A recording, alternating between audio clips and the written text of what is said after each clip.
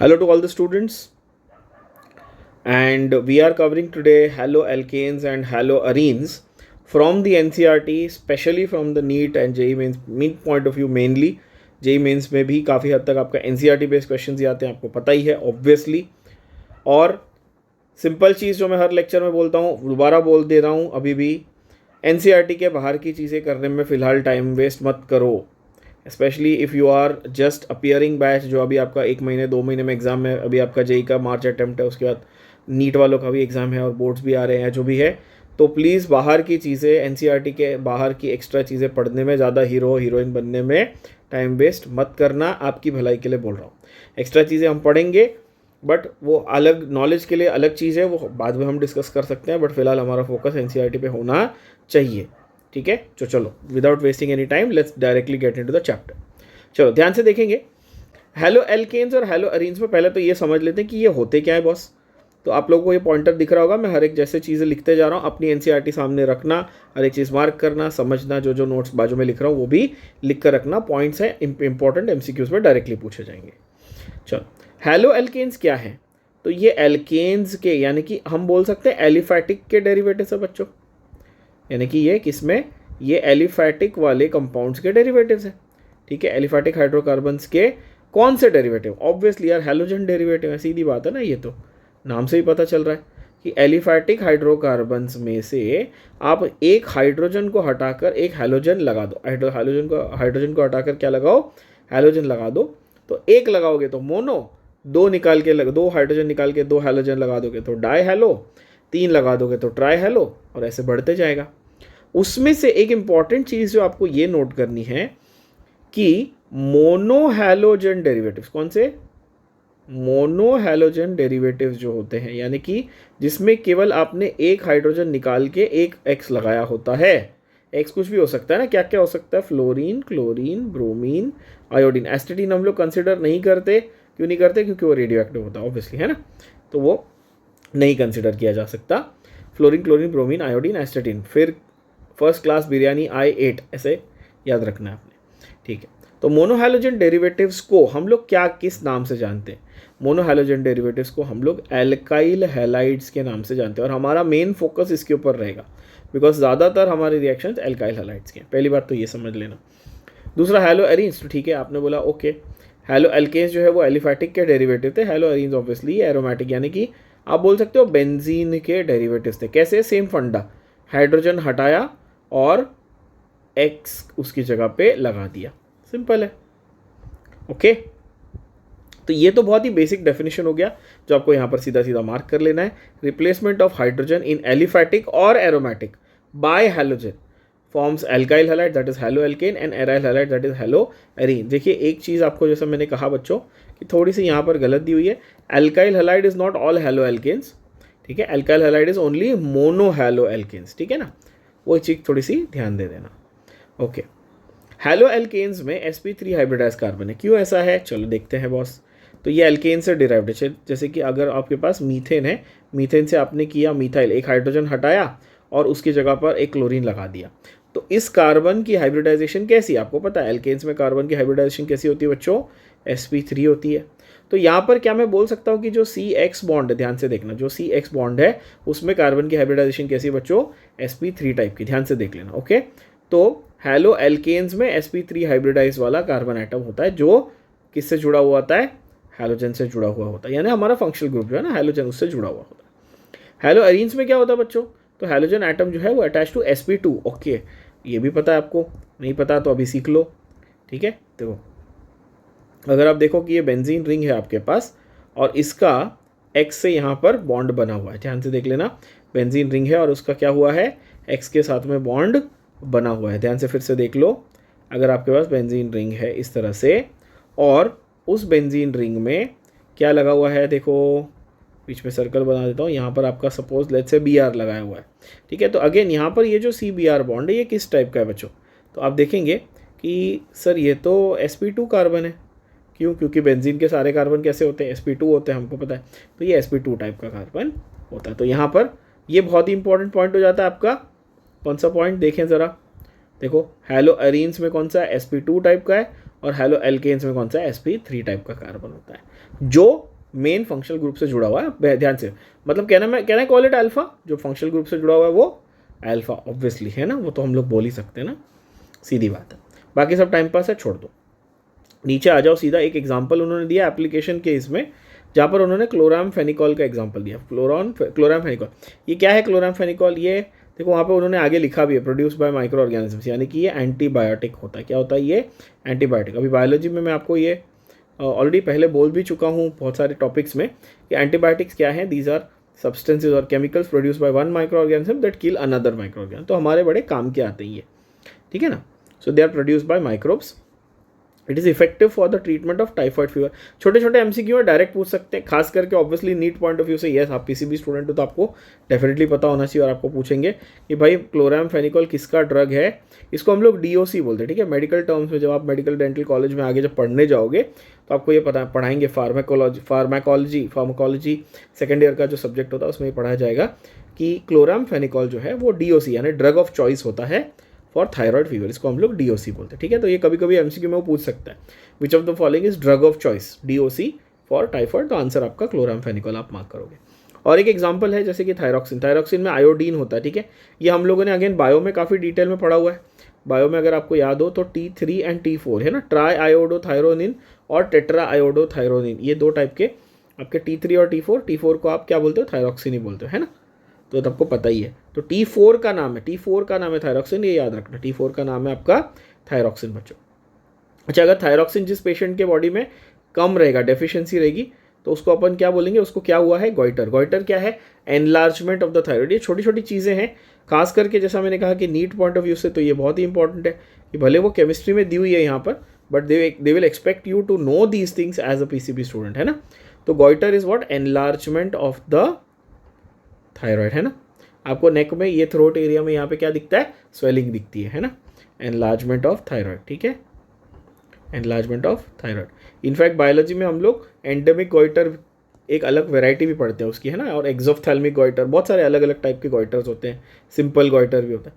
खैर केमिस्ट्री में उसमें नहीं जाना है, सिंपल चीज़ें याद रखनी है। सिंपल चीज़ क्या बोलती है बॉस यहाँ पर कि भाई आपका जो आयोडीन है वो प्रेजेंट है थायरॉक्सिन में, थायरॉक्सिन नहीं होगा तो गॉइटर हो जाएगा। बात समझ में आई? चलो नेक्स्ट देखें, क्लोरोक्वीन। क्लोरोक्वीन बहुत इंपॉर्टेंट, आजकल बहुत चल रहा है, यूएस में बहुत बहुत पब्लिक यूज़ करती है, अब्यूज़ कर रही थी, यूज़ भी नहीं अब्यूज़ हो रहा था। जब से कोविड फैला उसके बाद क्लोरोक्वीन लेना शुरू कर दिया। क्यों? क्योंकि मलेरिया का ये है, जब लोगों को लगा अच्छा मलेरिया के साथ थोड़े बहुत सिम्टम्स मैच करते हैं तो क्लोरोक्वीन काम करेगा, तो इसके लिए क्लोरोक्वीन लेना शुरू कर दिया था लोगों ने। आपको याद होगा न्यूज़ में भी आया था। तो क्लोरोक्वीन क्या है बच्चों? क्लोरोक्वीन आपका ड्रग ऑफ चॉइस है वो मलेरिया के लिए, ठीक है। तो जो जो पॉइंट्स मैं मार्क करते जा रहा हूँ, अपनी एनसीईआरटी सामने लेके बैठो, एक एक पॉइंट मार्क करो, सीधा सीधा एमसीक्यू के पॉइंट बनेंगे। ज़्यादा यहाँ वहाँ नोट्स बनाओ, फंडे ये सब फंडे वंडे मत लगाओ, स्ट्रैटर्जी वीडियो, ट्रिक वीडियो, फलाना डिप्चा वीडियो मत देखो, एनसीईआरटी पे फोकस करो। यही बचाएगी आपको, ठीक है। तो यहाँ पर क्लोरोक्वीन मलेरिया, ठीक है, सिंपल। हेलोथेन एक और एग्जांपल है, नाम से ही पता चल रहा है यार। हेलोथेन क्या है? एनेस्थेटिक है, ठीक है। This is used during surgery. And then obviously there are certain fluorinated compounds that are being considered as blood substitutes in surgery, ठीक है। तो ये आपके बेसिक उन्होंने सिंपल आपको यूजेस दिए हैं। जो इंपॉर्टेंस है एप्लीकेशन है वो स्टार्टिंग के फर्स्ट पैराग्राफ में दे दिया है। इसमें से 3-4 खास नाम जो है वो आप याद करके जाना, जैसे कि थायरॉक्सिन ऑब्वियसली हार्मोन है जिसमें आयोडीन होता है, जिसके डेफिशिएंसी से गॉइटर होगा। क्लोरोक्वीन अगेन एक एंटीबायोटिक, एक ड्रग है जो मलेरिया के ट्रीटमेंट में यूज़ होता है, ओके। हेलोथेन है जो एनेस्थेटिक मतलब बेहोश करने की दवाई, है ना, सर्जरी के वक्त। ड्यूरिंग सर्जरी नहीं, बिफोर सर्जरी, ड्यूरिंग लिखा है ना, कोई बात नहीं। सर्जरी के पहले बेहोश करते हैं ना, सर्जरी चालू करने के बाद नहीं करते, है ना। हिंदी पिक्चर थोड़ी चल रही, ओके। और उसके बाद लास्ट है कि भाई फ्लोरिनेटेड कंपाउंड्स जो है वो potential blood substitute, blood loss अगर किसी को हुआ है, एक्सीडेंट केस हुआ है वगैरह, तो उसमें ब्लड सब्स्टिट्यूट्स की जगह पे काम आते हैं, ठीक है। चलो नेक्स्ट पार्ट पे हम लोग आ जाते हैं क्लासिफिकेशन बहुत ही सिंपल है। मैं आपको क्लासिफिकेशन जो आपको टेक्स्ट बुक में दी हुई है ना यहाँ पे एनसीईआरटी में, उसको बहुत ही सिंप्लीफाइड मैनर में अपन लिख देते हैं। ध्यान से देख लेना ज़रा।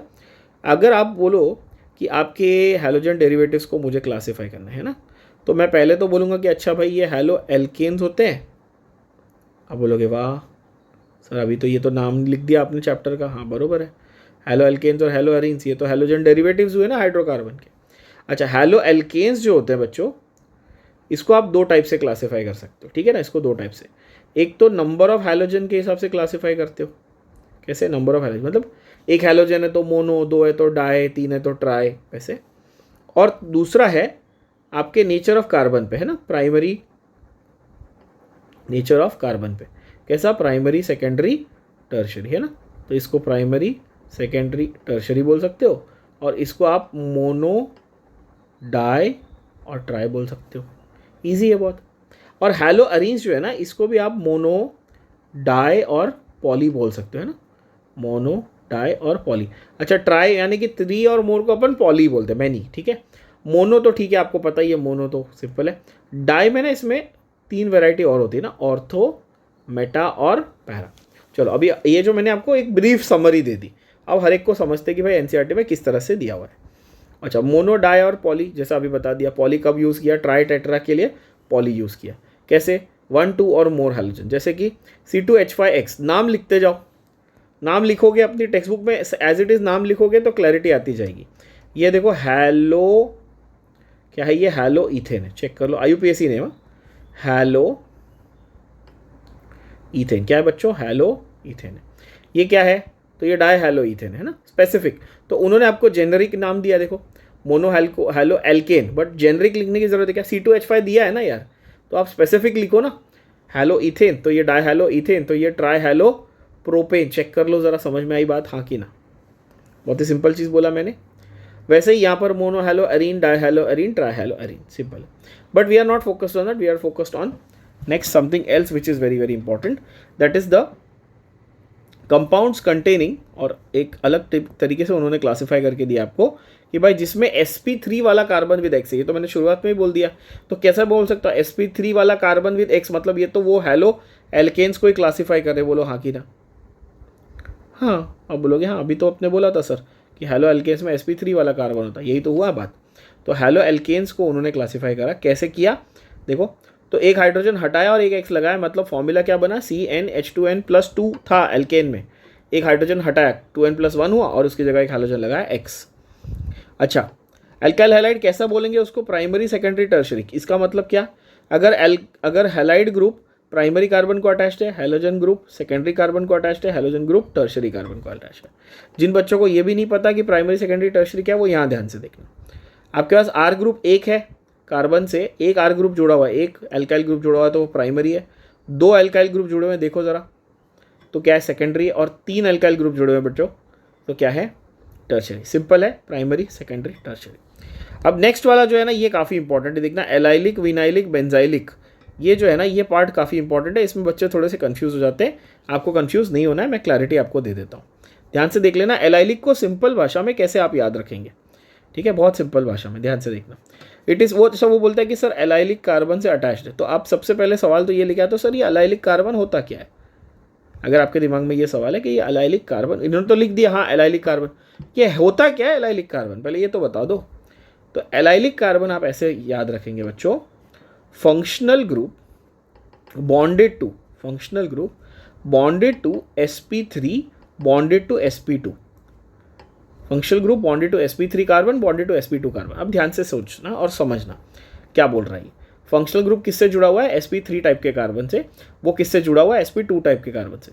आपके लिए सिंपल भाषा में, जो अभी तक आप बचपन से पढ़ते आए, बचपन मतलब अभी 2-4-6 महीने से जो पढ़ रहे हो, कि भाई sp3 मतलब सिंगल बॉन्ड वाला, sp2 मतलब डबल बॉन्ड वाला, है कि नहीं? आप तो ऐसे ही याद रखते हो ना, sp3 मतलब सिंगल बॉन्ड वाला, sp2 मतलब कार्बन के केस में, हाइड्रोकार्बन के केस में मैं बता रहा हूँ, सिंगल बॉन्ड वाला, डबल बॉन्ड वाला। आप बोलोगे ठीक है, हाँ बरोबर है। तो functional group with sp3 to sp2, तो ऐसे अगर ऐसा सिस्टम आपको दिख रहा है, functional group bonded to sp3 bonded to sp2, तो आप उसको एलाइलिक सिस्टम या एलाइलिक कार्बन बोलोगे। चेक कर लो ज़रा, यहाँ देखो, आपका ये जो फंक्शनल ग्रुप है, यानी कि हैलोजन जो है, ये इस कार्बन से जुड़ा है, ये कार्बन के ऊपर सब सिंगल बॉन्ड ही है ना, 2 हाइड्रोजन से भी सिंगल बॉन्ड है, एक हैलोजन से भी सिंगल बॉन्ड है ना। तो यहाँ पर ये क्या है? एलाइलिक कार्बन है कि नहीं? कैसा? ये एलाइलिक कार्बन है। और ये कार्बन किससे जुड़ा हुआ है? ये C डबल बॉन्ड C है ना, मतलब ये डायरेक्टली इससे जुड़ा हुआ है। एक चीज़ आपने नोटिस करी होगी कि नहीं पता नहीं, कुछ मिस्टेक दिख रही है आपको? चलो देखो, मिस्टेक दिख रही कि नहीं मुझे बताना, ठीक है? चलो देखते कौन बताएगा। ओके, यहाँ पर भी देखो आपके पास एलाइलिक कार्बन, उसने आपको कैसा हिंट दिया है, हिंट ऐसे दिया हुआ है कि भाई X जुड़ा हुआ है इस कार्बन से और ये कार्बन जुड़ा हुआ है डबल बॉन्ड वाले कार्बन से, सिंपल। तो वहाँ पर एलाइलिक बन जाता है। आपको मैं और एक सिंप्लीफाइड स्ट्रक्चर दिखा देता हूँ एलाइलिक का, और एकदम आसानी से समझ में आ जाएगा कि भाई मेरे पास समझो CH2 है, इसके ऊपर Br लगा हुआ है, ठीक है ना, ये कैसा है, CH2 है, उसके ऊपर Br लगा हुआ है, और यहाँ पर CH डबल बॉन्ड CH2 है। आप नोट करो, ठीक है, ये मेरा हैलोजन है, फंक्शनल ग्रुप है। आप बोलोगे अच्छा ठीक है सर ये तो फंक्शनल ग्रुप है। ये मेरा sp3 कार्बन है, क्यों, देखो ध्यान से, ये मेरा sp3 कार्बन क्यों है बच्चों, क्योंकि यार इसके ऊपर तो ऑब्वियसली सारे सिंगल बॉन्ड है, ठीक है। और ये वाला मेरा sp2 कार्बन है। बात समझ में आई, बहुत ही आसान। ऐसे सिस्टम को हम लोग क्या बोलते हैं, एलाइलिक सिस्टम बोलते हैं। तो ऐसे हैलोजन डेरिवेटिव्स को हम लोग एलाइलिक हैलाइड्स बोलेंगे, ठीक है। उसके बाद आता है बेंजाइलिक हैलाइड्स बच्चों। यहाँ पर क्या होता है, अगेन ये एलाइलिक जैसा ही है, बट डिफरेंस इज ये जो तीसरा नंबर है ना, ये जो ये पार्ट है ना, इसकी जगह पे क्या आ गया, बेंजीन की रिंग आ गई, बस इतना ही फर्क है। ध्यान से देखना, halogen is bonded to sp3 which is attach to aromatic ring. आप बोलोगे ठीक है, तो यही सेम एग्जांपल लेके एक्सपैंड करके देखें। ब्रोमीन था, ब्रोमीन किससे जुड़ा हुआ था, CH2 से, वो किससे जुड़ा हुआ है, वो बेंजीन की रिंग से जुड़ा हुआ है सर। अगर वही CH2 अगर एलिफैटिक से डबल बॉन्ड वाले से जुड़ा हुआ था तो आप उसको एलाइल बोलते, और वहीं पर आप उसको बेंजाइल बोल रहे हो। बेंजाइल में एक मिस्टेक बहुत बच्चे करते हैं, ध्यान से देखना, ये वाले कार्बन का हाइब्रिडाइजेशन कैसा है, sp3 है, ध्यान से देख लेना, बहुत बच्चे गलत लिख के आ जाते हैं, आपने गलती नहीं करनी है। बेंजाइल में क्या होता है, C6H5 तो अपनी जगह पे है ना, फिनाइल ग्रुप तो अपनी जगह पे है, पर एक्चुअल फंक्शनल ग्रुप किससे लगा हुआ है, फिनाइल से लगा हुआ है क्या डायरेक्ट, नहीं सर, वो अलग से इस कार्बन से लगा हुआ है। ये कार्बन कैसा है, sp3 वाला है, क्योंकि उसके ऊपर सारे सिंगल बॉन्ड है। बात समझ में आ रही है, बोलो हाँ कि ना, है ना, आई होप सबको समझ में आ गया होगा। चलो, तो इन्होंने ऐसे एग्जाम्पल आपको दिए हुए हैं, ठीक है ना। उसके बाद नेक्स्ट क्लास जो है वो आपकी sp2x वाली है, ध्यान से देख लेना। अभी मैंने क्या बोला था, फिर से देखो, जिनको नहीं समझा वो देख लो। यहाँ पर ब्रोमीन किससे जुड़ा हुआ है भाई, sp3 वाले से जुड़ा हुआ है। sp2 था क्या, नहीं, sp2 से डायरेक्ट जुड़ा हुआ नहीं था।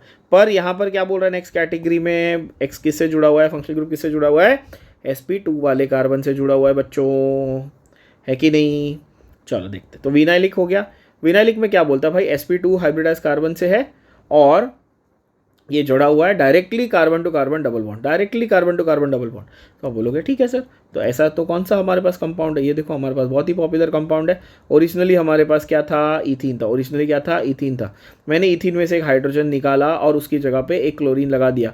अब बोलोगे सर ये तो देखा देखा लग रहा है। यस, पॉलीमर चैप्टर में मैंने आपको ये बताया हुआ है, इसका नाम है विनाइल क्लोराइड। इसको पॉलीमराइज करोगे तो क्या बनेगा, PVC, क्या बनेगा, पॉलीविनाइल क्लोराइड, है ना। इसका पॉलीमराइजेशन करते हैं अपन, एडिशन पॉलीमराइजेशन होता है, और क्या बनता है, PVC, पॉलीविनाइल क्लोराइड। वैसे इस कंपाउंड का नाम क्या है, विनाइल क्लोराइड। विनाइल क्लोराइड क्यों, आपको अभी समझ में आएगा कि देखो, अच्छा ये विनाइल, इसको विनाइल बोलते हैं।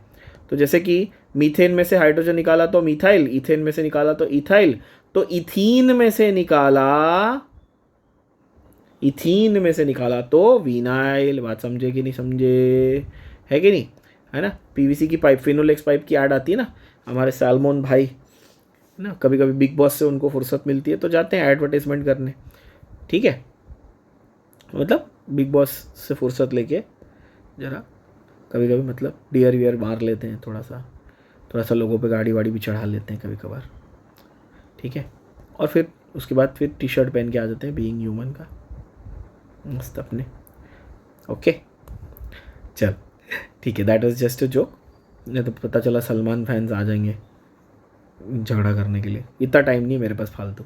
चलो देखो, एराइल हैलाइड्स, एराइल हैलाइड्स देख लो क्या है भाई।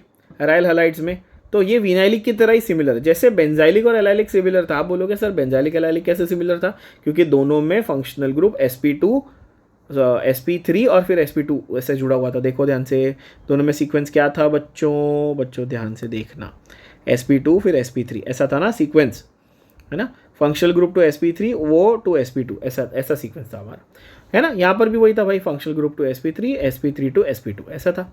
बट यहाँ पर क्या है, एराइल में भी और विनाइल में भी डायरेक्टली sp2 से जुड़ा हुआ, समझ रहे हो बात को, हाँ कि ना। किससे जुड़ा हुआ है, directly sp2, directly bonded, directly, एक तो डायरेक्ट, मैं आपको NCERT की लाइन बाय लाइन बता रहा हूँ, सेम टू सेम वर्ड बता रहा हूँ। डायरेक्टली बॉन्डेड टू sp2, देखो ये फंक्शनल ग्रुप है, ये बेंजीन की रिंग में सीधा सीधा लगा हुआ है ना, किसी के थ्रू तो लगा नहीं है, डायरेक्टली लगा हुआ है। ये फंक्शनल ग्रुप है एक्स, ये किससे लगा हुआ है, डायरेक्टली लगा हुआ है, तो ये sp2 से लगा हुआ है। तो कहना है से vinylic and allylic are similar, vinylic and arylic are similar and allylic and benzylic are also similar. इनमें आपको सिमिलरिटी नजर आ रही होगी। इनफैक्ट अब मैं और एक स्टेप आगे जाऊं और ऐसा कह दूं कि भाई एक बेंजाइल 3 एलाइल के बराबर है, करस्पॉन्डिंग है ना। एक बेंजाइल जो है वो 3 एलाइल की तरह काम करा, आप बोलोगे हाँ सही बात है यार, एलाइल में अकेला एक ही डबल बॉन्ड था, ठीक है, एक ही sp2 था, और जबकि बेंजीन में तो 3 है यार, तो ऑब्वियसली वो 3 के बराबर काम करता है। इक्विवेलेंट स्ट्रक्चर मतलब आप इक्विवेलेंट बोल सकते हो उसको थोड़ा बहुत कोरिलेशन के लिए, ठीक है। चलो नॉमेनक्लेचर पे ऑब्वियसली हम टाइम वेस्ट नहीं करेंगे। नॉमेनक्लेचर के पूरे वीडियो आपको बना के दिए हुए हैं, पूरी नेमिंग किस तरह से करनी है, IUPAC के रूल्स हो गए, आपके फंक्शनल ग्रुप्स हो गए, कॉमन नॉमेनक्लेचर हो गया, सारा जाके वो वीडियो आराम से देख लो। प्लेलिस्ट भी बनी हुई है आपके पास, ऐप में भी है, ऐप में भी मैंने अपलोड किया हुआ है, सब कुछ है, ध्यान से देख लेना, कोई दिक्कत नहीं है। और फिर भी कोई डाउट रह जाए तो पूछ लेना, ठीक है। तो नॉमेनक्लेचर में हमने ये तो सारे ऑलरेडी एग्जांपल्स किए हुए हैं डिटेल में, तो मैं उसके ऊपर टाइम वेस्ट आपका नहीं करूँगा। चलो यहाँ आ जाते हैं ज़रा, एग्जाम्पल उन्होंने दिए हुए हैं, एक दो जो टिपिकल एग्जाम्पल्स हैं जो आपको डायरेक्ट पूछे गए हैं नीट एग्जाम में, उनके बारे में बात कर देता हूँ। जैसे कि आपको विनाइल क्लोराइड मैंने आपको बता दिया ऑलरेडी अभी, विनाइल क्लोराइड आपका क्लोरोइथेन है। एलाइल क्योंकि ये अलग है ना, आपको मिथाइल, इथाइल, ब्यूटाइल, प्रोपाइल तो सबको आते हैं, आपको भी आते हैं, सबको मालूम है, ठीक है। Ortho meta para very very important, yes, benzene में डाई हैलो डेरिवेटिव है। ऑर्थोमेटापैरा कब लगेगा बच्चों, मैंने ये आपको बहुत क्लियरली समझाया हुआ था, फिर से बता देता हूँ। ओ माई गॉड नहीं, ओ माई पॉड है ना, OMP, ऑर्थो, मेटा और पैरा है ना। पहली बात तो ऑर्थो क्या पोजीशन होती है, 1 2 होती है और 1 5 होती है। मेटा क्या होती है, सॉरी 1 6 होती है ना ये, हाँ। ऑर्थो होती है 1 2 1 6, मेटा क्या होती है 1 3 और 1 5, और 1 5, और पैरा क्या होती है 1 4 होती है ना। ये तो आपको पता है, पर ये क्या आपको याद है कि ये सिर्फ डाई सब्सटीट्यूटेड बेंजीन में होता है। किसमें होता है ये, डाई सब्सटीट्यूट, ना 2 से कम ना 2 से ज़्यादा, उसमें नहीं लगेगा ये, है ना। तो ध्यान से देख लेना, बेंजाइल क्लोराइड इस क्लोरोफिनाइल मीथेन, ध्यान से देख लेना बेंजाइल क्लोराइड का IUPAC नेम कैसा लिखा हुआ है, क्लोरोफिनाइल मीथेन। और ऑब्वियसली क्लोरोफॉर्म हमारा बहुत ही पॉपुलर ट्राइक्लोरोमीथेन। पुराने ज़माने में, पहले टाइम में, अभी तो नहीं यूज़ होता इतना, बट पुराने टाइम में ना क्लोरोफॉर्म को भी as an anaesthetic, sorry I'm just getting used to this anaesthetic agent use किया जाता था। कैसा यूज़ किया जाता था, एनेस्थेटिक एजेंट, यानी कि बेहोश करने के लिए यूज़ किया जाता था, ठीक है। चलो, तो ये हो गए आपके IUPAC नॉमेनक्लेचर इसके। और ये अब आते हैं इस पे, क्या, बॉन्ड फॉर्मेशन किस तरह की होती है। तो आपका जो CX बॉन्ड होता है ना, किसमें, हैलोजन डेरिवेटिव्स में आपका जो CX बॉन्ड होता है बच्चों, ध्यान से देख लेना ज़रा, हैलोजन डेरिवेटिव्स में जो CX बॉन्ड होता है, ये हाईली पोलर बॉन्ड हो जाता है आपका। कैसा हो जाता है ये, हाईली पोलर। क्यों पोलर हो जाता है ये, तो इसके ऊपर पोलर होने का रीज़न है ना बॉस, इसके पास रीज़न क्या है, हाई इलेक्ट्रोनेगेटिविटी। क्या है इसके पास बच्चों, हाई इलेक्ट्रोनेगेटिविटी, क्या, किसकी, ऑफ हैलोजेंस की, है ना। तो ये तो हमने पीरियोडिक टेबल चैप्टर में मैंने आपको पढ़ाया हुआ, ऑब्वियसली उसका भी वीडियो है आपके पास, ध्यान से देख लेना कि हैलोजन ग्रुप, जो ग्रुप 17 के एलिमेंट्स हैं, उनकी इलेक्ट्रोनेगेटिविटी यानी कि tendency to pull the electron towards themselves is very high.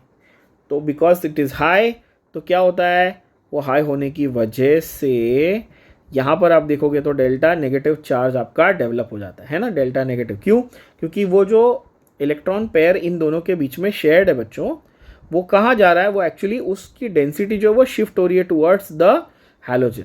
और कार्बन के ऊपर क्या आ जाता है, डेल्टा पॉजिटिव, डेल पॉजिटिव, आप इसको डेल पॉजिटिव डेल नेगेटिव ऐसे पढ़ते हो ना। तो यहाँ पर आपके पास इस तरह के स्ट्रक्चर बनते हैं जो हाईली पोलर होते हैं, ठीक है ना। ध्यान से सुन लेना, समझ लेना बात को, क्या बता रहा हूँ। अच्छा, fluorine is the smallest, yes, iodine is the largest, ये तो आपको पता ही है बच्चों। फ्लोरीन कैसा है, छोटा हैलोजन है, और आयोडीन कैसा है आपका, बड़ा वाला हैलोजन है। इसकी वजह से होता क्या है, कार्बन टू हैलोजन की जो बॉन्ड लेंथ है वो फ्लोरीन से लेके आयोडीन तक बढ़ती रहती है। ज़रा इसको समझा देता हूँ, ठीक है ना, ध्यान से सुन लेना। अभी आपको मैं बोलता हूँ कि भाई कार्बन तो आपका फिक्स हो गया, कार्बन तो आपका कंसिस्टेंट है, कार्बन की साइज़ तो मोर और लेस, मेरी ड्राइंग थोड़ी ख़राब होगी, मतलब कंसिस्टेंट आपको समझ में आ रहा है, थोड़ा थोड़ा ऊपर नीचे हो गया मेरे से ड्राइंग साइज़ बनाने में, चिंता नहीं करो। फ्लोरीन की अगर मैं बात करूँ, उससे थोड़ा बड़ा है क्लोरीन होता है, उससे थोड़ा बड़ा ब्रोमीन होता है, और उससे काफ़ी बड़ा आयोडीन होता है। तो यानी कि बॉन्ड लेंथ अगर मैं देखूं तो बॉन्ड लेंथ जो है वो H मतलब CI बॉन्ड की सबसे ज़्यादा होगी, बोलो हाँ कि ना। बॉन्ड लेंथ कैसी होगी बेटा, CI बॉन्ड की जो है आपकी सबसे ज़्यादा बॉन्ड लेंथ होगी, बोलो हाँ कि ना। ध्यान से देख लो, आपकी CI बॉन्ड की जो है बॉन्ड लेंथ है वो सबसे ज़्यादा होगी, फिर CBr उससे थोड़ी कम, फिर CCl उससे थोड़ी कम, और फिर आपकी CF बॉन्ड की लेंथ ज़्यादा होगी और ज़्यादा सबसे कम होगी। इसका ये मतलब है कि टिपिकल बॉन्ड लेंथ या बॉन्ड एंथैल्पी के हिसाब से अगर मैं देखूं तो मुझे ये क्लियरली पता चलेगा कि भाई कार्बन टू फ्लोरीन की जो बॉन्ड लेंथ है वो सबसे कम मिलेगी और कार्बन टू आयोडीन की जो बॉन्ड लेंथ है वो सबसे ज़्यादा मिलेगी। अब आपका सवाल ये होगा, सर क्या हमको ये वैल्यूज़ रट्टा मार के जानी है, याद करके जानी है? Answer is actually no. आपको ये वैल्यूज़ डायरेक्टली ऐसा रट्टा मार के या याद करके जाने की ज़रूरत नहीं है बच्चों, so don't worry about it. हाँ, yes, they might ask you sometimes कि भाई पोलैरिटी है तो इनमें से ज़्यादा पोलर कौन होगा, ये आपको वो डेफिनेटली पूछ सकता है। ये बहुत बार आया हुआ क्वेश्चन है, आपको भी पता है कि वो आपको बोलेगा अच्छा ये जज करो कि CH3F, CH2F2 और CHF3 इनमें से पोलर कौन ज़्यादा है। ऑब्वियसली जिस पे ज़्यादा आपके -I ग्रुप यानी कि इलेक्ट्रॉन खींचने वाले, इलेक्ट्रॉन विड्रॉइंग ग्रुप ज़्यादा लगे हुए हैं, वो ज़्यादा पोलर हो जाएगा। ये तो बात ऑब्वियस सी बात है, आपको पता ही है ये, ठीक है ना। और वैसे ही अगर आपको वो कंपेयर करने बोले बिटवीन वेरियस हैलोजेंस, तो आपको पता है कि फ्लोरीन की इलेक्ट्रोनेगेटिविटी सबसे हाई है बच्चों, तो ऑब्वियसली उसका जो बॉन्ड हैगा वो सबसे ज़्यादा पोलर होगा, उसमें कोई ज़्यादा रॉकेट साइंस नहीं है। अब आते हैं बहुत ही इंपॉर्टेंट पार्ट पे, है ना, ठीक है, जिसके लिए आपको क्यूरियोसिटी होती है कि भाई वीडियो देख ले हमारा सॉर्टेड हो जाए, क्या MOPs फटाफट कोई करा दे, सारे MOPs याद हो जाएँ, सारे रिएक्शंस याद हो जाए। तो आपको मैं एक शॉर्टकट ट्रिक बता रहा हूँ, बहुत ही अच्छी ट्रिक बता रहा हूँ। आप MOPs को किस तरह से याद करके जाओगे एग्जाम में, बहुत ही सिंपल ट्रिक है, आपको सारे MOPs 2 मिनट में याद हो जाएंगे। यहाँ पर पहले देख लो कि आपको दिया हुआ किस तरह से, ठीक है, NCERT में किस तरह दिया और अपन किस तरह करने वाले, ज़रा फ़र्क समझ लो। 30 सेकंड के लिए ध्यान से देखना, पूरे होशो हवास में, बिना, है ना, नींद में नहीं देखना है, बिना किसी डिस्ट्रैक्शन के ध्यान से देखना मैं जो बताने जा रहा हूँ। आप देखोगे तो अल्कोहल से आपको 1 2 3 4 5 और 6 अलग अलग तरीके तो किससे बताए हुए आपको, सीधा सीधा अल्कोहल से बताए हुए, है ना। तो MOPs में 6 तो आपके यही हो गए। उसके अलावा आप एल्केन से भी बना सकते हो, देखो आपको एल्केन से भी बना के उन्होंने बताया हुआ है, ठीक है। आप बोलोगे ओके एल्केन से भी बनाया हुआ है, यस सर। अब उनकी सीक्वेंसिंग देखो और अपन जो सीक्वेंसिंग लिखने वाले वो देखना। फिर आप बोलोगे अच्छा सर एल्कीन से भी बनाया हुआ है, यस हमको पता है एल्कीन से भी बनाया हुआ है। उसके बाद अब बोलोगे सर हैलोजन एक्सचेंज से भी बनाया हुआ है ना, हैलोजन एक्सचेंज से भी बनाया हुआ है।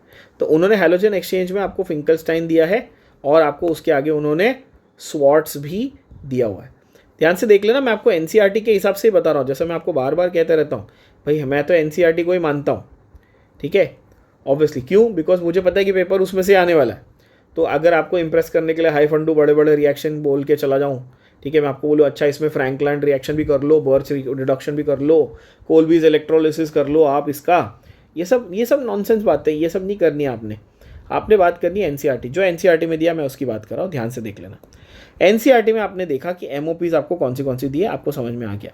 अब मैं आपको बताता हूँ उसको याद कैसे करना है। कोई आपको पूछेगा MOP आपको आती है क्या एल्केन की, तो आप क्या बोलेंगे, हाँ आती है, क्योंकि अब आप सीख रहे हो ना मेरे से, यहाँ पे सीख रहे हो, तो आप क्या बोलोगे, हाँ HAA, हाँ आती है। अच्छा तो ये H क्या है, तो समझाता हूँ, ज़रा ध्यान से देखना, बहुत मज़ा आएगा। 2 मिनट में पूरी की पूरी MOPs आपको हो जाएगी याद। कैसे याद हो जाएगी देख लेना, ठीक है। H से आपको मिला हैलोजन एक्सचेंज, बोलो हाँ कि ना। H से क्या मिला, हैलोजन एक्सचेंज। आप बोलोगे वाह ये तो सही है, हैलोजन एक्सचेंज, बट उन्होंने लास्ट में लिखा था, अपन ने पहले लिख दिया। A से आपको मिला एल्केन, यस आपने बोला हाँ एल्केन से बनाया था। A से मिला आपको एल्कीन, हाँ बोलोगे हाँ यस एल्कीन से बनाया था। A से आपको मिला एल्कोहल, यस आप बोलोगे हाँ एल्कोहल से भी बनाया था सर। तो आप बोलोगे ठीक है, हैलोजन एक्सचेंज, एल्केन, एल्कीन और एल्कोहल।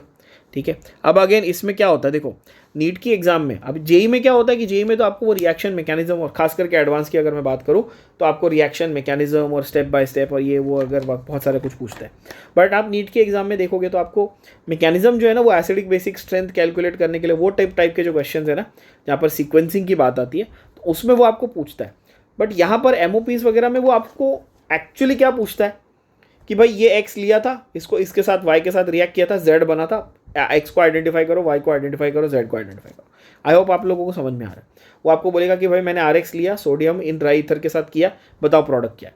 तो रिएक्शन मैकेनिज्म पे वहाँ पर आप ज़्यादा टाइम वेस्ट करके कुछ आपका बनने वाला नहीं है। आपको ये करना है कि शॉर्ट में आपको किस तरह से जज करना है, मैं आपको वो सिखाऊंगा कि अभी आपको याद कैसे रखना है कि कौन से रिएक्शन में क्या प्रोडक्ट बन रहा है, क्या कैटलिस्ट यूज़ हो रहा है वगैरह।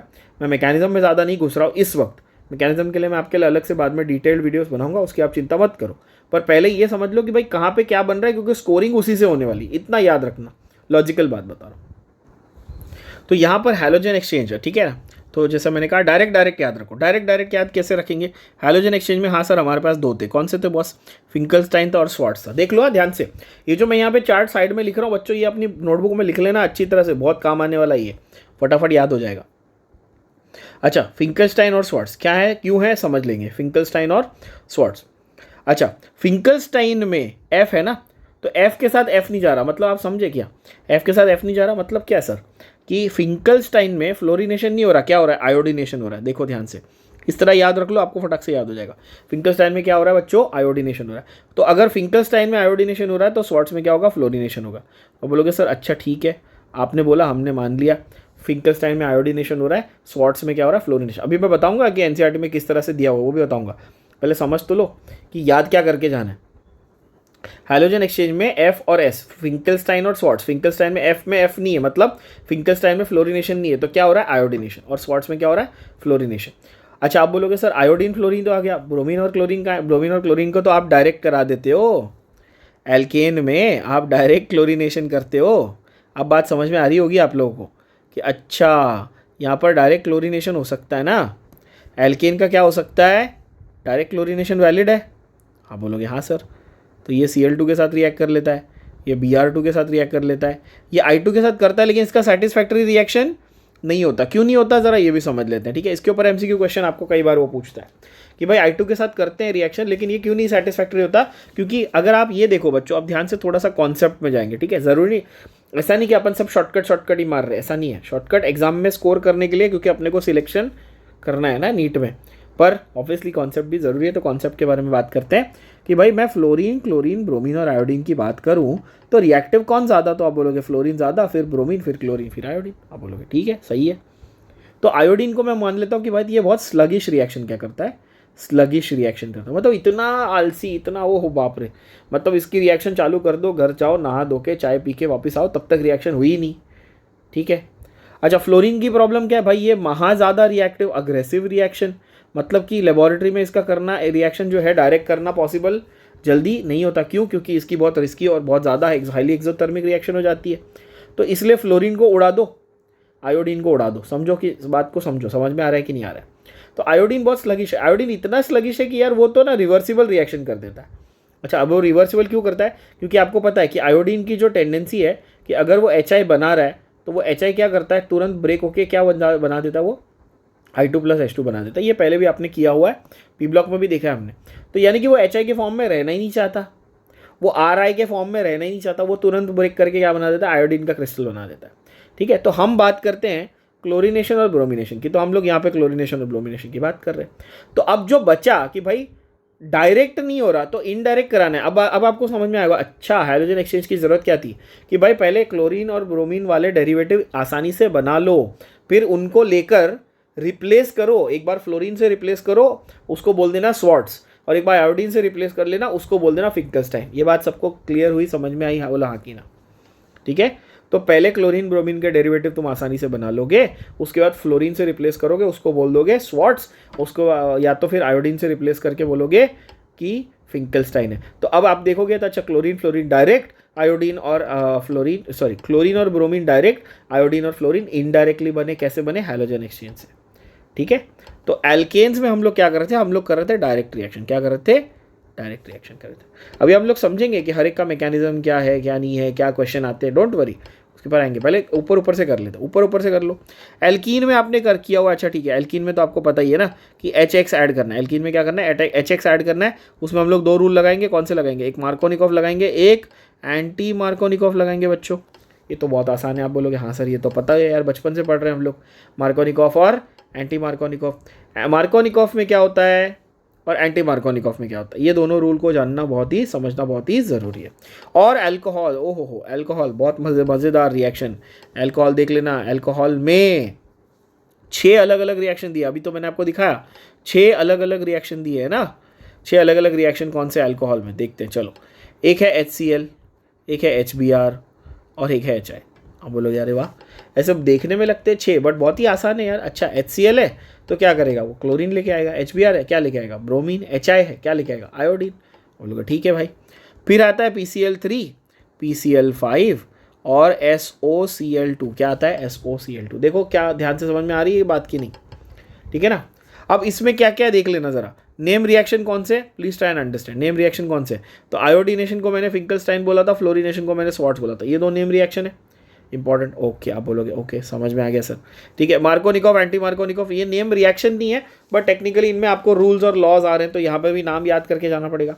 और SOCl2 वाला जो है, इसको आप लोग डार्जेंस रिएक्शन बोलते हो। क्या बोलते हो बच्चों, डार्जेंस रिएक्शन बोलते हो। क्या बोलते हो इसको, डार्जेंस। ध्यान से देख लेना, DARZENS। इसके ऊपर बहुत बार क्वेश्चन आया हुआ है ना, नीट में, बोर्ड्स में, JEE में, सब जगह पे है ना। डार्जेंस मेथड या डार्जेंस रिएक्शन कहते हो इसको आपको, ये आपका नेम रिएक्शन हो गया। और HCl प्लस एनहाइड्रस ZnCl2 वाला भी फंडा होता है। HCl प्लस एनहाइड्रस ZnCl2, इसको आप बोलते हो लुकास रिएजेंट और लुकास टेस्ट। क्या बोलते हो, लुकास रिएजेंट और लुकास टेस्ट। अब मैंने आपको ये समरी दे दी, अगर आप देखो तो MOPs आपने 5 मिनट अगर सुना ध्यान से तो आपको सारे MOPs के बारे में क्या क्या जानना है ये सब कुछ पता चल गया। कि अच्छा मुझे फिंकलस्टाइन स्वार्ट्ज जानना है, मुझे अल्केन की डायरेक्ट क्लोरीनेशन ब्रोमिनेशन जाननी है, मुझे अल्कीन में मार्कोनिकॉफ एंटी मार्कोनिकॉफ जानना है, और अल्कोहल में मेरे पास 6 हैं जिसमें से एक लुकास है और एक डार्जेंस है। अब हम लोग एक एक को डिटेल में करेंगे। समझ में आ रही बात, चलो देखते हैं। अब आपको इजीली समझ में आएगा। अच्छा इस तरीके से याद करके जाना है एग्जाम में। याद मतलब समझने के लिए ये आसान है, याद रखने के लिए आसान है। क्योंकि कई बार आपके साथ क्या होता है, मैकेनिज्म पढ़ने के चक्कर में इतने ज़्यादा बिजी हो जाते हो आप कि आप बेसिक चीज़ें भूल जाते हो। आपको कोई आके पूछ लेना कि अल्कोहल के साथ HCl का रिएक्शन कर दिया तो क्या बनेगा, तो आप खुद एक्सेप्ट करना। अगर किसी बच्चे ने ये एक्सपीरियंस किया होगा तो जो ऑनेस्ट है वो बच्चा खुद बोलेगा हाँ सर ये मेरे साथ हुआ है, कि सर मैं यही भूल जाता हूँ या ब्लैंक हो जाता हूँ कि यार अल्कोहल का HCl के साथ रिएक्शन हुआ तो पहली बात तो एरो पे क्या आएगा, क्योंकि मैं तो रट्टा मार के गया था। और फिर वो कौन से चैप्टर का है मुझे समझ में नहीं आ रहा, क्या रिएक्शन हो रहा है मुझे समझ में नहीं आ रहा, वो पूरा उसमें आप घूम जाते हो और इसलिए आपको ऑर्गेनिक टफ लगती है। अगर आप इस तरह याद रखो कि भाई आसान एक सीक्वेंसिंग तरीके से याद रखो, अच्छा अल्कोहल HCl है, एनहाइड्रस ZnCl2 है, लुकास टेस्ट है, मैं याद करके फिर उसके बाद उसके अंदर क्या होता है वो मैं जज कर सकता हूँ इजीली, है ना। ठीक उसी तरह से भाई अच्छा फिंकलस्टाइन, अच्छा तो मैं ये याद करके फिंकलस्टाइन में F नहीं है मतलब आयोडीनेशन, फ्लोरीनेशन नहीं होने वाला, आयोडीनेशन होने वाला है। किस में आता है, हैलोजन एक्सचेंज में आता है। अच्छा तो मतलब मेरी शुरुआत तो RBr या RCl है ना, ब्रोमो या क्लोरो डेरिवेटिव्स होगी। ये सब छोटी छोटी चीज़ें मैं आपको बता रहा हूँ कि जो आप डायरेक्ट जिनसे कोरिलेट करके आप चीज़ें याद रख सकते हो। क्योंकि MCQ में देखो 4 ऑप्शन आपकी आंखों के सामने, ऑप्शन देखकर याद आ जाता है। अगर आप फिर भी बोलते हो कि अरे सर मैं ब्लैंक होता हूँ, इसका ये मतलब है कि आपने उसको बिल्कुल ठीक तरीके से पढ़ा नहीं है ना, और आपने उसको कोरिलेट करके याद नहीं करा है, ठीक है ना। तो इस तरह से ही कोरिलेट करके याद रखेंगे। चलो आ जाते हैं ज़रा डिटेलिंग पे, बात करते हैं इंपॉर्टेंट डिटेलिंग की, ठीक है। चलो hydroxyl group of alcohol is replaced by halogen, ठीक है।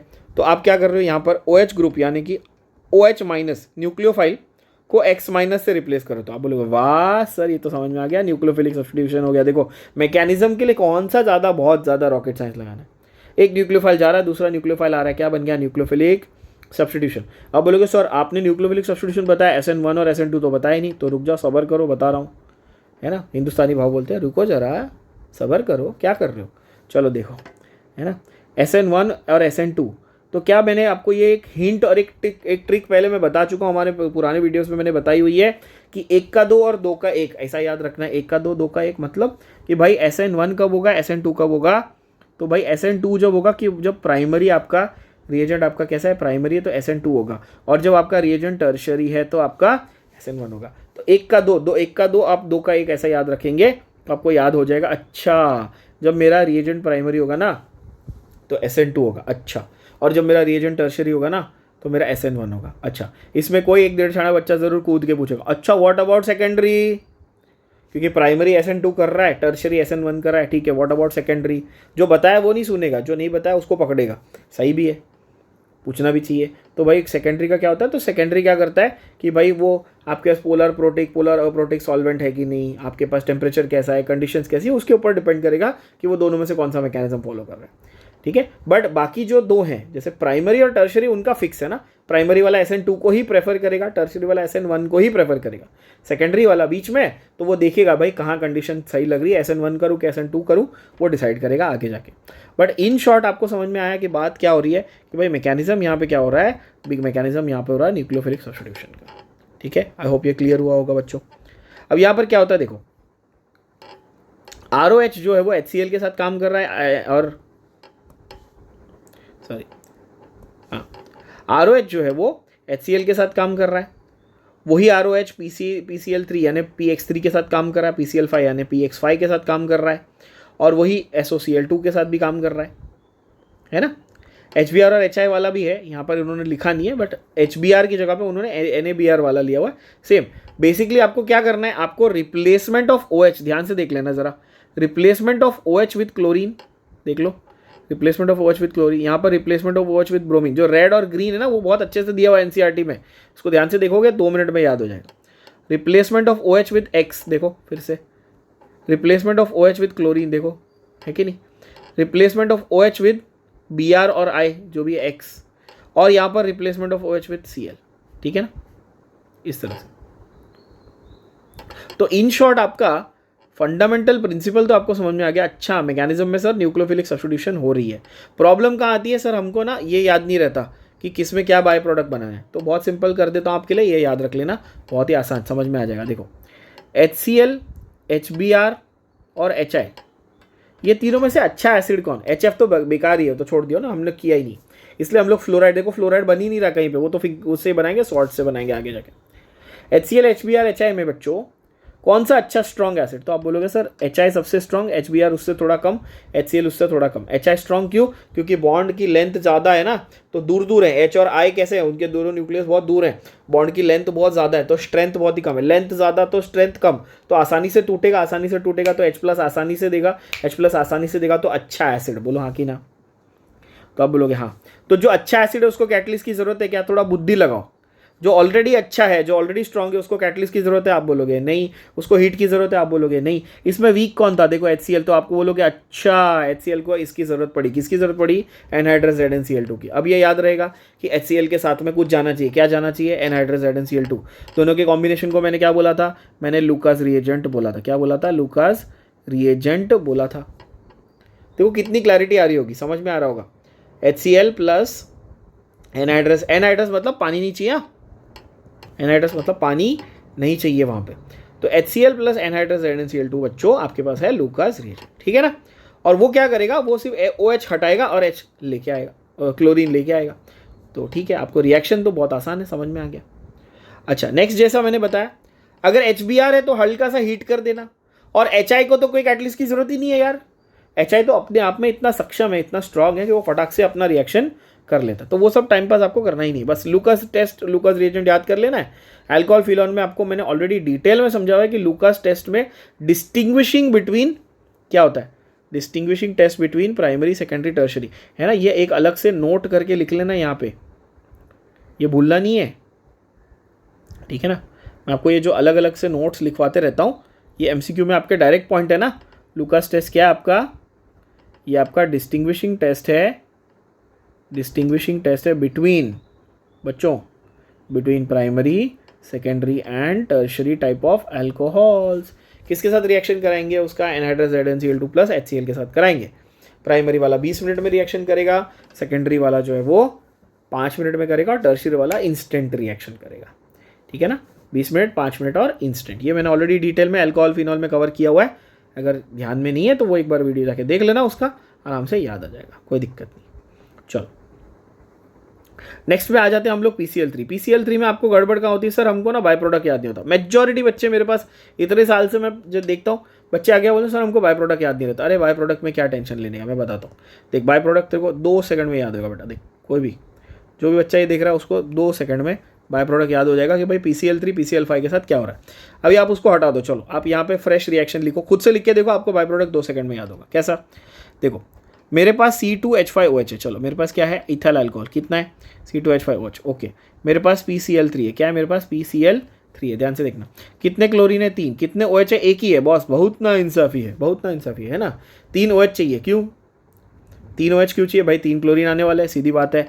तो ये 3 मेरे पास C2H5Cl बन गया, बोलो हाँ कि ना।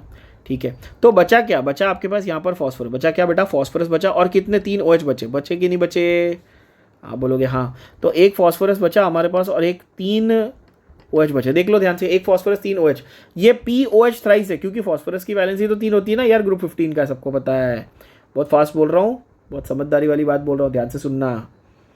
फॉस्फोरस ग्रुप 15 का एलिमेंट है, स्लो जा रहा हूँ। फॉस्फोरस ग्रुप 15 का एलिमेंट है, उसकी वैलेंसी है 3, तो POH थ्राइस बनाएगा। POH थ्राइस 3 हाइड्रोजन है, 3 ऑक्सीजन है, 1 फॉस्फोरस है, क्या बन गया, अरे H3PO3 बन गया सर, नाइस।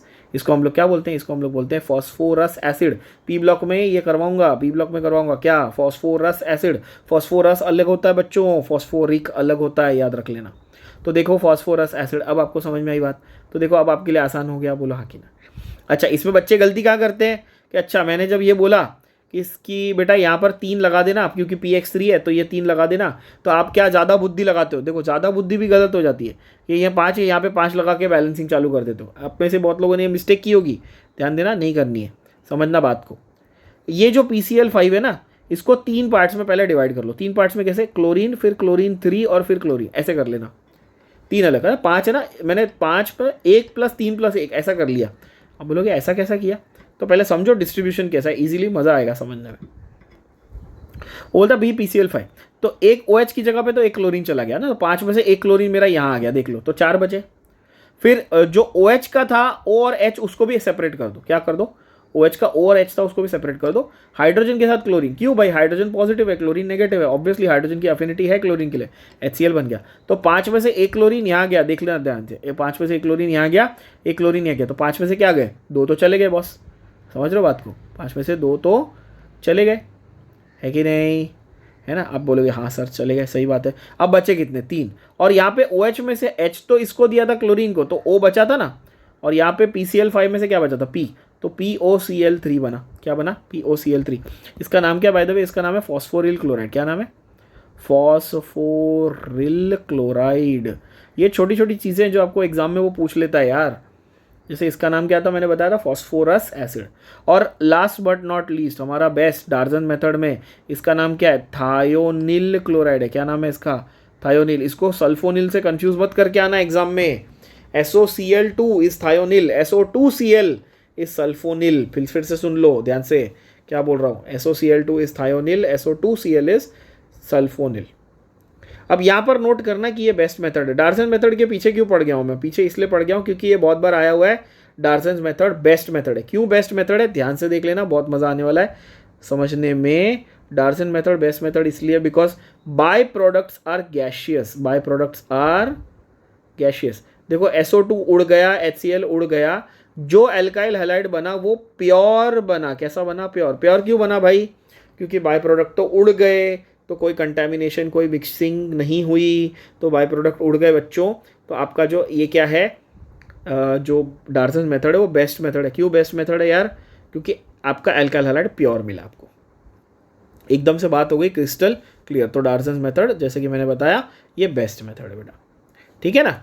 चलो आगे बढ़ते हैं। तो आपको ये सारी चीज़ें नोट आपने कर लिया, आपको समझ में आ गई होगी, आई होप सो। ये अल्कोहल के साथ क्या क्या हो रहा है, लुकस टेस्ट हो रहा है, डार्जन्स मेथड हो रहा है, SOCl2 को थायोनिल क्लोराइड बोलते हैं, एटसेट्रा। उसके बाद आते हैं एल्कीन। एल्केन से भाई free radical halogenation, direct halogenation हो रहा है ना, तो डायरेक्ट तो आपको पता है, बचपन से आप कर रहे हो यार।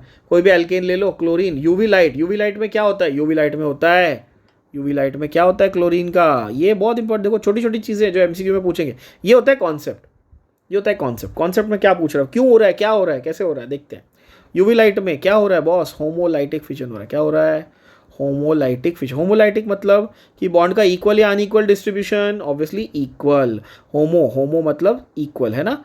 तो क्लोरीन में Cl dot plus Cl dot, ये डॉट का मतलब क्या है, डॉट का मतलब होता है फ्री रेडिकल। फ्री रेडिकल कैसे होते हैं, बहुत ही हाईली रिएक्टिव। एक तो वो फ्री रेडिकल क्या होते हैं, बहुत ही हाईली रिएक्टिव होते हैं। तो आप इसका मैकेनिज्म आपको कोई पूछ लेगा तो क्या बोलोगे, आप बोलोगे सर फ्री रेडिकल मैकेनिज्म है। क्या बोलोगे बच्चों, फ्री रेडिकल मैकेनिज्म। देखो मैकेनिज्म भी आपको समझ में आ जा रहा है फटाफट, ठीक है। फ्री रेडिकल मैकेनिज्म आप बोलोगे, ठीक है भाई, मान लिया, आपने बोला, हमने मान लिया, फ्री रेडिकल मैकेनिज्म, ठीक है। तो क्या हुआ, एक क्लोरीन रिप्लेस हुआ। अब बोलोगे सर यहाँ पे 2 प्रोडक्ट क्यों दिए। ध्यान से देखना कि बॉस यहाँ पर अब नोट करना, ये बहुत इंपॉर्टेंट चीज़ बताने जा रहा हूँ। ये वाला कार्बन प्राइमरी टाइप का था, ये वाला सेकेंडरी टाइप का था, ये वाला सेकेंडरी टाइप का था, ये वाला प्राइमरी टाइप का था, है कि नहीं। तो जब हम लोग रिप्लेसमेंट ऑफ हाइड्रोजन की बात करते हैं, ये अगेन एक नोट कर लेना, बॉक्स कर लेना, बहुत इंपॉर्टेंट पॉइंट बताने जा रहा हूँ। ये एमसीक्यू में सिर्फ इस चैप्टर में नहीं, ये इन जनरल बहुत काम आता है आपको, केमिस्ट्री में हर जगह काम आने वाला है, ठीक है ना।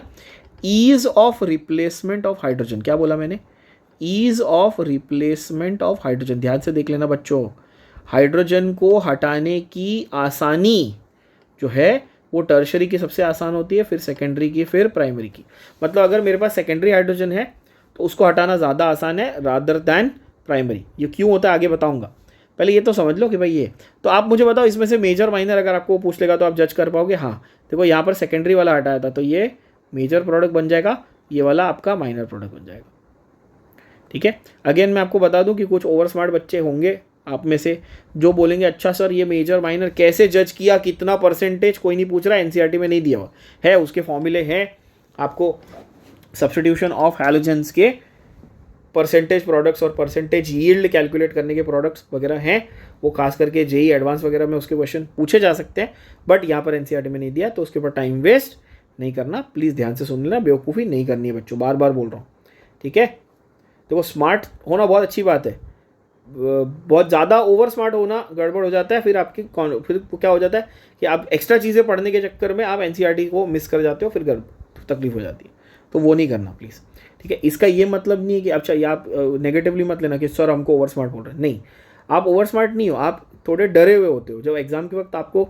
और ये आप लोगों ने, अगेन मैं आपको ये ऑनेस्टली बोलूँ तो मैंने भी एक्सपीरियंस किया जब मैं स्टूडेंट था, कि कोई एक दोस्त आता है ना, वो जाके भड़का देता है, अरे तूने ये क्वेश्चन नहीं पढ़ा, ये तो एनसीईआरटी के बाहर का है, वो फलाने क्लासेस के वो सर ने बताया, वो सर ने यूट्यूब पर डाला है, देखो उन्होंने बोला था ये आएगा एग्जाम में, ये एक्स्ट्रा एनसीईआरटी के बाहर का। वो क्योंकि आपको हाई फंडू लगता है ना, इंप्रेसिव लगता है, तो आप उसके पीछे पढ़ते हो, जो इसको छोड़ देते हो। ये आप सबने गलती की होगी, ये आपको भी पता है, मुझे भी पता है, तो अब वो गलती बिल्कुल दोहरानी नहीं है बच्चों, ध्यान देना, ठीक है। तो डरना नहीं है, घबराना नहीं है, एनसीईआरटी को फोकस करके पकड़ के चलना है, ठीक है। चलो उसके बाद आता है तो हमारा एल्केन्स का डायरेक्ट हैलोजिनेशन किया, कैसे किया, फ्री रेडिकल मैकेनिज्म से किया सर। अच्छा, फ्री रेडिकल मैकेनिज्म से माइनर मेजर आपको समझ में आया, क्योंकि ईज ऑफ रिप्लेसमेंट पता चल गई। अच्छा, और एक चीज़ आपको जो पता चलनी चाहिए वो क्या, कि ये फ्री रेडिकल मैकेनिज्म जब भी ऑपरेट करता है, ये क्या करता है, जब भी ऑपरेट करता है तो ये कंटिन्यूस चेन फॉर्मेशन में करता है। कैसा करता है, ये कंटिन्यूस मैनर में चेन फॉर्मेशन में करता है ना, कंटिन्यूस मैनर में। कंटिन्यूस मैनर में 3 स्टेप में रिएक्शन होता है। कैसा होता है, चेन की इनिशिएशन होती है, यानी कि शुरुआत होती है, फिर उसकी प्रोपगेशन होती है, और फिर उसकी टर्मिनेशन होती है ना। रिएक्शन शुरू जहाँ से होता है उसको इनिशिएट बोलेंगे, फिर जो कंटिन्यू हो रहा है उसको प्रोपगेशन बोलेंगे, यानी कि बढ़ता जाएगा, और टर्मिनेशन तो आपको पता ही है, यानी कि जहाँ पर आके ख़त्म हो जाता है। ये आपने अगेन पॉलीमर्स में भी बहुत इंपॉर्टेंट है, देखा होगा। उसके बाद एल्कीन्स, तो एल्कीन्स में देख लेना हाइड्रोजन हैलाइड्स, HX का एडिशन, किसका एडिशन बच्चों, HX का एडिशन। मार्कोनिकॉफ, एंटी मार्कोनिकॉफ पे एक अलग से पूरी मैंने आपको वीडियो बना के दी हुई है, आप देख लेना। एल्कीन्स में, हाइड्रोकार्बन्स में पूरी वीडियो बनी हुई है, ठीक है, और बहुत डिटेल में बनी हुई है। हर टाइप के क्वेश्चन मैंने कवर किए कि कब वो आपको पेरोक्साइड डाल के देगा, कब पेरोक्साइड नहीं डाल के देगा। कभी कभी आपके साथ वो खेलेगा कि HCl के साथ पेरोक्साइड डालेगा, आप सोचोगे अच्छा HCl के साथ पेरोक्साइड कुछ होता है, नहीं भाई। आपको ये याद रखना है कि एंटी मार्कोनिकॉफ्स में क्या होता है, आपको पता है ये एंटी मार्कोनिकॉफ, जिसको आप लोग पेरोक्साइड इफेक्ट, खराश-मियो इफेक्ट अलग अलग नाम से जानते हो। तो एंटी मार्कोनिकॉफ इफेक्ट में क्या हो रहा था बच्चों, आपको ये याद रखना था कि सिर्फ HBr के साथ ही होगा, पेरोक्साइड के प्रेजेंस में ही होगा।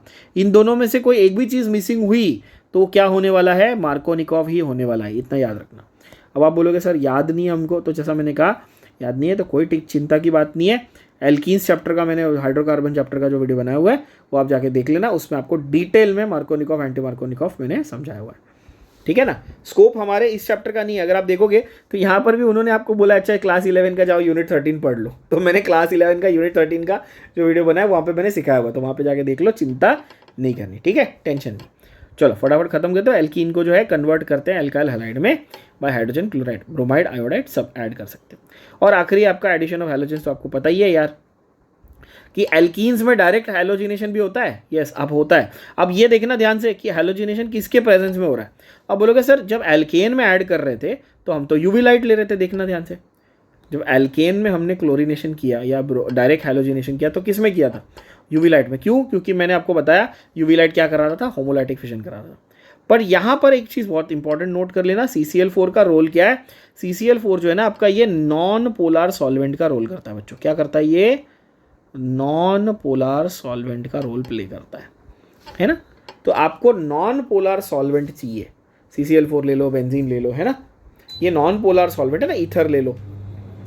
तो ये जो है, बट CCl4 अच्छा है, नॉन पोलर है, कंप्लीट डाइपोल मोमेंट उसका 0 होता है, टेट्राहेड्रल स्ट्रक्चर होता है, 4 क्लोरीन टेट्राहेड्रॉन पे लगे, खत्म। चलो तो यहाँ पर ब्रोमीन जो है वो CCl4 के प्रेजेंस में एल्कीन में ऐड हो रहा है। अब आपको समझ में आया, अच्छा तो क्या होता है, तो रेडिश ब्राउन कलर जो है वो ब्रोमीन को, आपने जो ब्रोमीन लिया था वो यूज़ हो गया। वो क्यों यूज़ हुआ, आप बोलोगे ऐसे यूज़ हुआ सर कि ये जो डबल बॉन्ड को तोड़ो, आजू बाजू BR को जोड़ो, ये तो मैं बताते रहता हूँ, बहुत बार बताया, एल्कीन्स के चैप्टर में करवाया भी है ये।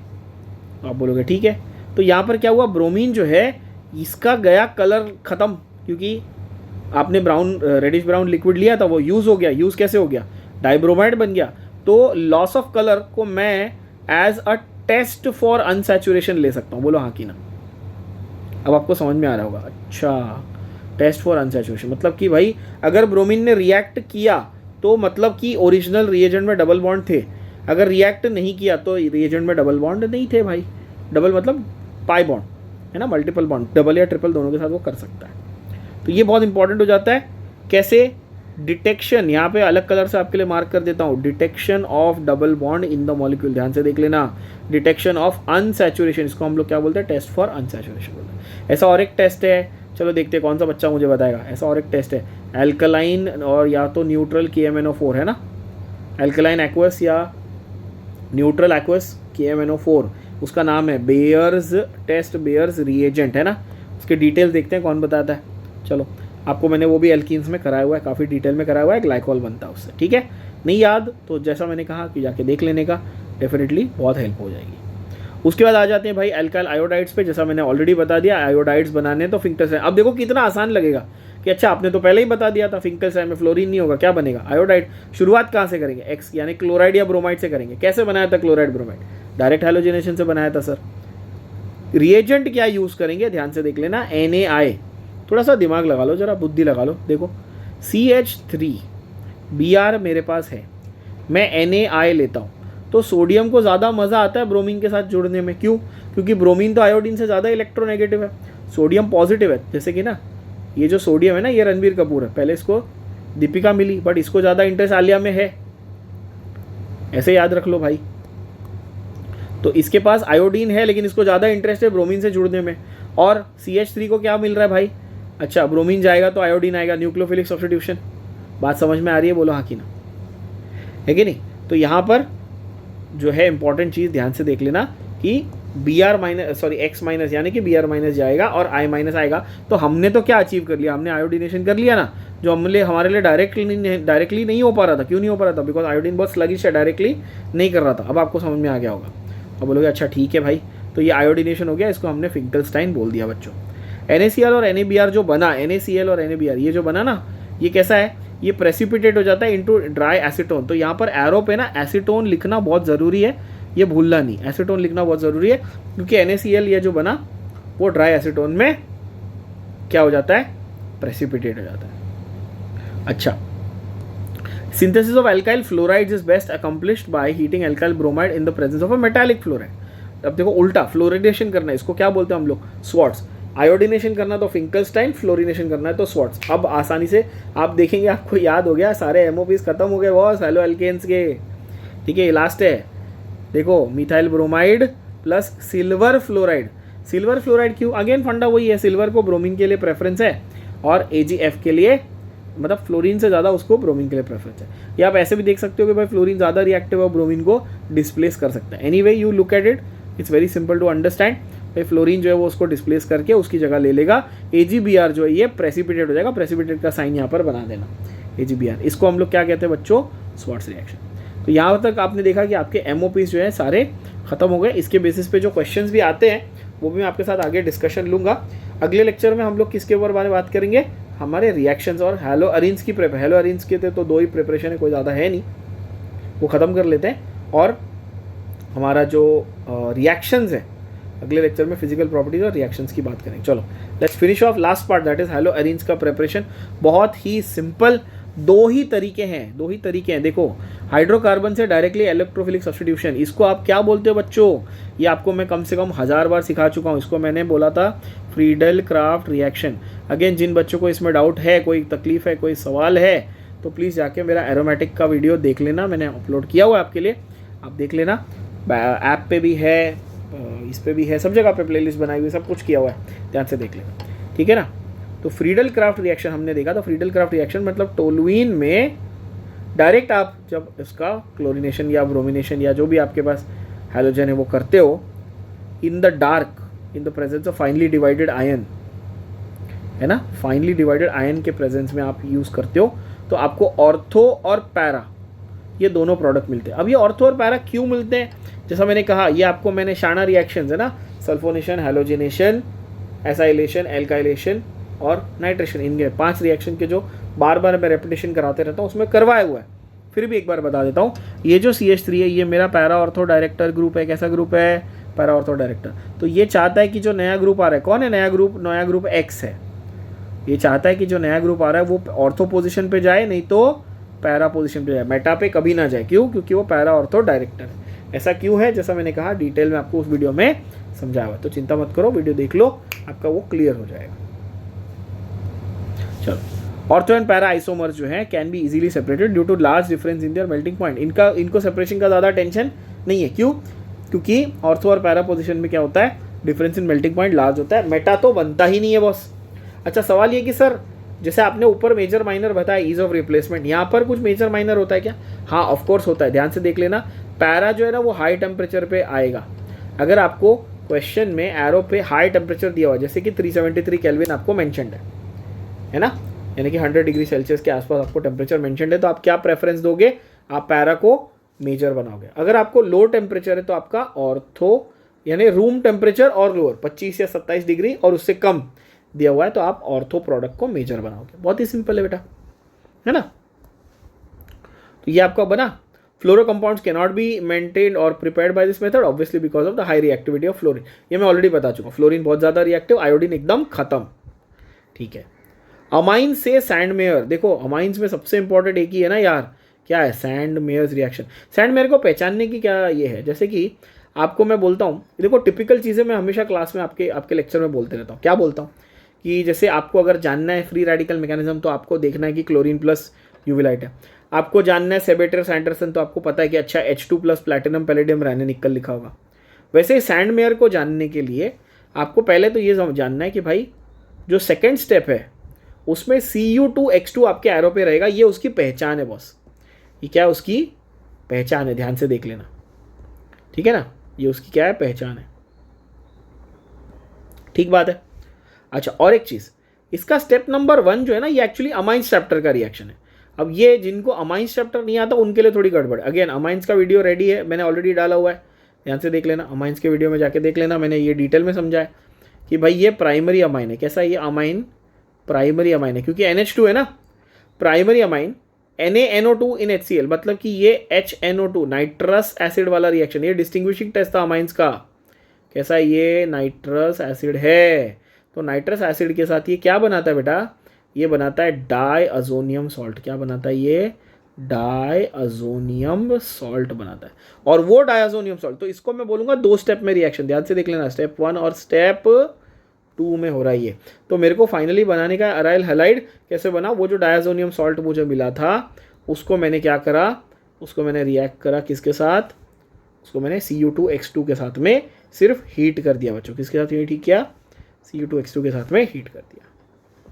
अगर वही मेरे को अगर ये बनाना होता आयोडीन के साथ, तो मैं क्या करता? Ki के साथ हीट कर देता यार, है, Ki के साथ हीट कर देता। तो फंडा वही है कि भाई मेरा N2X जो है ना, अच्छा ये याद रखना एक और चीज़ बहुत इंपॉर्टेंट, देखो नोट बताने जा रहा हूँ, नोट करके रखना, हर छोटी छोटी चीज़ बता रहा हूँ। ये डायरेक्ट MCQ में आएगी, बाद में आके थैंक यू बोल देना कि अच्छा सर डायरेक्ट ये तो MCQ में आ गया जो आपने बोला था। ठीक है, क्या बोला? देखो वो बोलता है नोट में क्या बोलता है भाई कि जब आपका डाइअज़ोनियम सॉल्ट है, क्या है आपके पास? डाइअज़ोनियम के सॉल्ट का आप कोई भी रिएक्शन करवा रहे हो तो वो ऑलवेज क्या करेगा? आप निकालोगे उसमें से, रिलीज़ करोगे क्या? N2 गैस रिलीज़ करोगे। क्या रिलीज़ करोगे? N2 गैस रिलीज़ करोगे। तो ये N2 तो निकल गया, तो क्या बचा? ये X जो है ये डायरेक्ट यहाँ जाके जुड़ गया। देखो ज़रा, X जो है वो डायरेक्ट यहाँ जाके जुड़ गया, देख लो, X जो है ये डायरेक्ट यहाँ जाके जुड़ गया। बात समझ में आ रही है सबको? बोलो हाँ कि ना। ठीक है, तो कोई भी इसमें रॉकेट साइंस नहीं है, बहुत ही आसान तरीके से समझाया हुआ है और बहुत ही अच्छा आपको आसानी से समझ में आ गया होगा, आई एम वेरी श्योर। ठीक है, तो यहाँ पर X जो है वो जुड़ने वाला था, और X अगर ऐसा है कि भाई उसको आयोडीन से रिप्लेस करने का मौका मिल रहा है, तो ऑब्वियसली हमने देखा फिंकलस्टाइन में भी आयोडीन से रिप्लेस करता है ऑब्वियसली, तो पता ही है यार। तो आपके ये बन गए आपके सारे MOPs of halo alkanes and halo arenes. ठीक है बच्चों, I will see you in the next one. चलो।